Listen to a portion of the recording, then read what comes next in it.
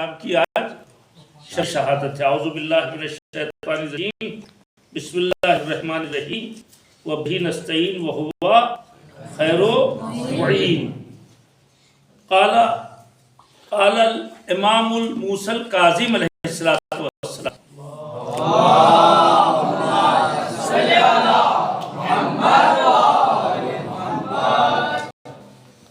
من اراد ان یکون اقوی الناس،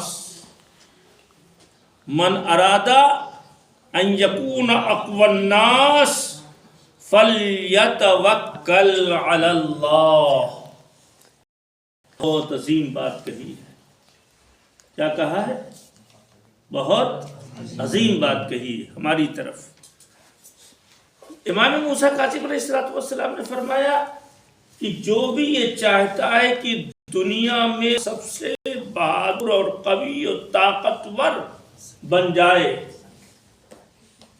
من ارادہ ان یکون اقوی الناس، من ارادہ ان یکون اقوی الناس فلیتوکل علی اللہ، بس اس کے اوپر لازم اور واجب ہے کہ وہ توکل کرے، اللہ پر بھروسہ کر لے۔ اچھا، یہ تو امام نے آپ کے دماغ میں کیا ہے؟ جو چاہتا ہے کہ سب سے زیادہ قوی ہو جائے، تو اس قوت سے کیا آپ سمجھ رہے ہیں؟ صرف روحانی جسمانی سب ہے، خالی روحانی نہیں ہے، روحانی بھی، جسمانی بھی، علمی بھی، اقتصادی بھی، سمجھ رہے ہیں؟ آنکھ کی روشنی کے اعتبار سے بھی قوی، زبان میں تقریر کے اعتبار سے بھی، کاموں میں سماعت کے اعتبار سے قوی، زبان میں قوت کے اعتبار سے قوی، ہاتھوں اور بازوؤں میں شجاعت کے اعتبار سے قوت، پیروں میں استقامت، یہ سب کس وجہ سے ہوگا؟ امام فرماتے ہیں سب سے زیادہ کیسے ہوگا؟ فَلْيَتَوَكَّلْ عَلَى اللَّهِ، بس اسے چاہیے کہ اللہ پر بھروسہ کرے۔ اب آپ ذرا سوچیں، کوئی معمولی بات نہیں ہے۔ اللہ پر بھروسہ کرنے سے دنیا کا سب سے قوی، سب سے مضبوط، سب سے محکم آدمی بن جائے گا، ہر اعتبار سے۔ اقوی الناس، لوگوں میں سب سے زیادہ قوی۔ اور لوگ کہتے ہیں کیسے سب سے بڑے امیر بنے؟ بابا، آپ امیر بننے کے چکر میں پڑے ہیں۔ دنیا کا کوئی آدمی بھی سب کچھ نہیں لا سکتا۔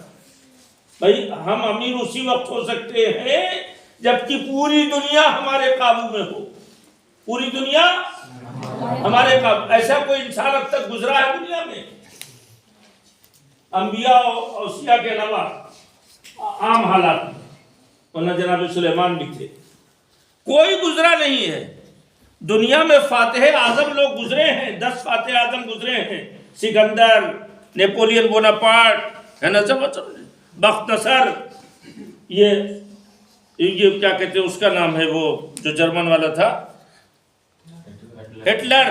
اس طرح کے ساتھ بہت سے 10 افراد دنیا کے سب سے بڑے فتح کرنے والے لوگ گزرے ہیں، مگر پوری دنیا کے مالک اور حاکم۔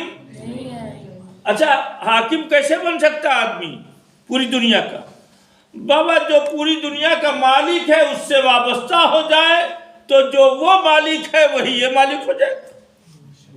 بھائی، آپ یہ سمجھیں، جناب قمبر نے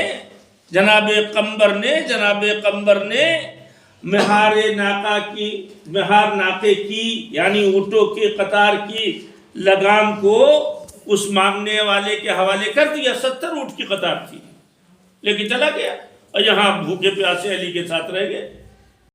چلا جانا چاہیے تھا بھائی، اس زمانے میں 1 اونٹ ہوتا تھا، یعنی جیسے آج 1 کار ہو تو لوگ امیر سمجھتے تھے، تو جس کے پاس 70 کار ہو تو بہت بڑا امیر ہوگا۔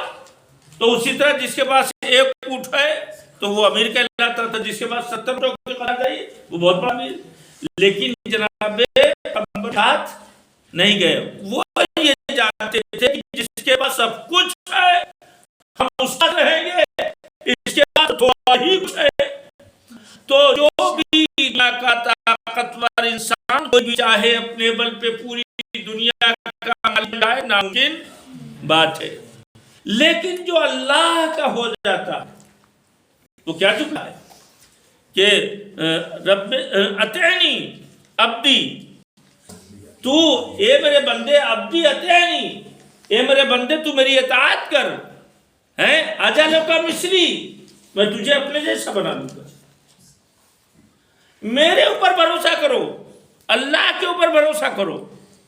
بھائی ہم کیا کہتے ہیں، رضا عباس صاحب علم رکھتے ہیں، پڑھا دیں گے، کہیں گے پڑھائی پہ تم اطمینان رکھو، ہم تمہیں ایک دم باقاعدہ عالم بنا دیں گے، لیکن آپ کو جان بیٹھے تو سکھا نہیں سکتے، عزم و ارادے کا بہادر بنا نہیں سکتے، آپ کو انجینئر بنا نہیں سکتے، آپ کو بہترین بنا نہیں سکتے، جو کام یہ جانتے کریں گے۔ تو ایک ایسی ذات پر ہمیں بھروسہ کرنا چاہیے کہ جو ذات ساری دنیا کے اوپر قوت اور اقتدار رکھتی ہے۔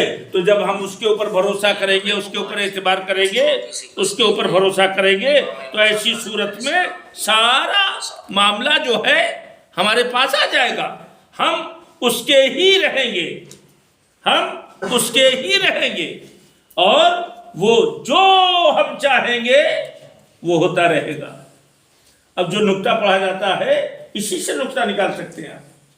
من اراد ان یکون اقوی الناس فلیتوکل علی اللہ، جو چاہتا ہے انسان کہ تمام دنیا میں سب سے زیادہ بہادر اور قوی دکھائی دے، اس کے اوپر لازم ہے کہ وہ کیا کرے؟ اللہ پر بھروسہ کرے، اللہ پر بھروسہ کرے۔ کتنی بڑی بات امام موسیٰ کاظم علیہ السلام نے بتائی ہے۔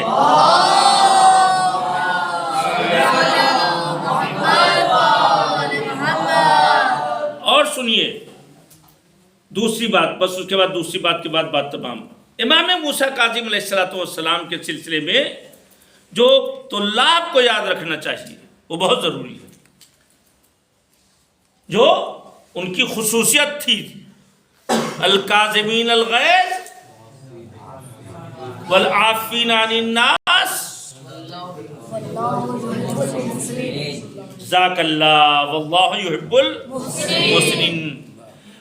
دیکھیے جو لوگ غصے کو پی جاتے ہیں، جو لوگ آدھی والے امام کی شہادت کی تاریخ میں انہی کے بارے میں بیان کر رہا ہوں کہ جو لوگ غصے کو پی جاتے ہیں اور کیا کرتے ہیں، لوگوں کو معاف کر دیتے ہیں۔ والعافین عن الناس، یہ ناس کا لفظ استعمال کیا ہے، مومنین نہیں کہا ہے، خاندان والے نہیں کہا ہے، کنبے والے نہیں کہا ہے، رکشے والے سے غلطی ہو گئی معاف کر دیجئے، موٹر سائیکل والے سے غلطی ہو گئی معاف کر دیجئے، سامان لینے گئے تھے، کچھ سامان لینے میں ذرا ادھر ادھر ہو گیا، اس نے سوری بولا معاف کر دیجئے۔ تو امام وہ تھے۔ اچھا یہ بھی معاف بھی کرے گا کیسے؟ جب اللہ پر بھروسہ رہے گا۔ ہم معاف کر دے رہے ہیں، کیوں معاف کر رہے ہیں؟ ہم اقوی الناس ہیں، ہم سب سے زیادہ طاقتور ہیں۔ کیوں طاقتور ہیں سب سے زیادہ؟ اس لیے کہ ہم اللہ پر بھروسہ کرتے ہیں۔ اس کو معاف کر دیا، یہ کیا بگاڑ لے گا ہمارا؟ دشمن ہے، گالی دے دیا مگر معاف کر دیا، برا بھلا کہہ دیا مگر معاف کر دیا۔ توجہ فرمایا آپ نے؟ تو معاف کرانا، معاف کرنا، یہ آج کے امام کی الکاظمین الغیظ والعافین عن الناس واللہ یحب المحسنین۔ تو آپ حضرات آج کے امام کو، جیسے پہلے امام کو مانتے مولا علی کو، ویسے سارے امام کو ماننا ضروری ہے۔ آج کے جس امام کی شہادت ہوئی ہے، جس امام کو قید میں رکھا گیا ہے، جس امام کا جنازہ کس طرح سے اٹھا ہے، یہ سب آپ مصاحبوں میں سنیں گے آج۔ لیکن جس امام کو آپ مانتے ہیں، آج شہادت کی تاریخ ہے، اس امام کی یہ دو باتیں یاد رکھیے۔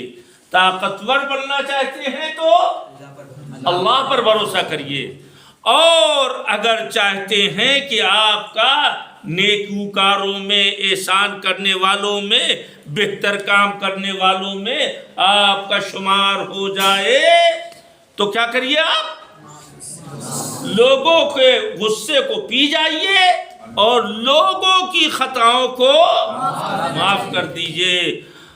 آپ حضرات سے گزارش ہے کہ ایک مرتبہ سورہ حمد